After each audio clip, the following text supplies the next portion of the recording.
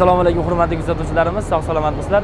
Navbatdagi guruhimiz a'zolari Madina Munawvara va Makka Mukarramadagi barcha ibodat ziyoratlarini yakunlab O'zbekistonga qaytishmoqda.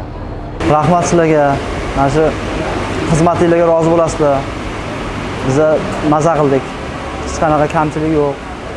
Xudo xolasa yanagi safar kelsak, yana shu sizlarni nimadan kelamiz kompaniyadan. Boringlarga shukr. Qilib omadinglarni bersin. Hech qachon kam bo'lmanglar. Xalqning xizmatidan charchamanglar. Salomat bo'linglar. Rahmatulloh bizlarni olib yurgan ellik boshimizga ming rahmat. Hammalariga yana hammamiz nasib bo'lsa, yana shu kompaniya bilan kelishlikda Alloh nasibini o'zi aylasin ilohim. Hammalaringizga kattakon rahmat. Baraka topingizlar, sog' salomat bo'lingizlar, boshimizga omonda bo'lingizlar hammalaringiz ilohim. Ziyoratimiz juda yaxshi. Mana O'zbekistondan Arabistonga bu yoqqa yetib kelganimizcha ham, samolyotda ham yaxshi, ovqatlari yaxshi, hamma ishchilari yaxshi. Kelib tushdik. Rahmatulloh ellikboshi kutib oldi. Rahmat, umridan baraka topsin.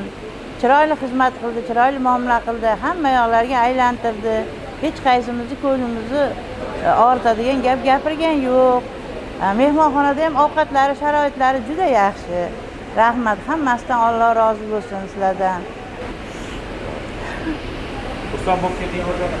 Albatta, yana qaytib kelishlar nasib qilsin hammamizga. O'g'illarimga, qizlarimga, boshqa o'zbekistonliklarga hammasiga qayta kelishlar nasib ro'z aylasin.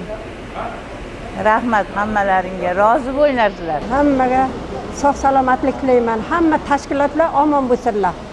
Barcha mana shu yerdagi, Makkadagi, Madinadagi butun yotgan aziz avliyolarimiz hammalaringizni qo'llasin ilohim.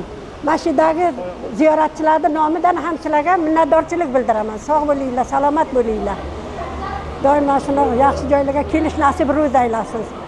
Sizlarning kelsin ilohim.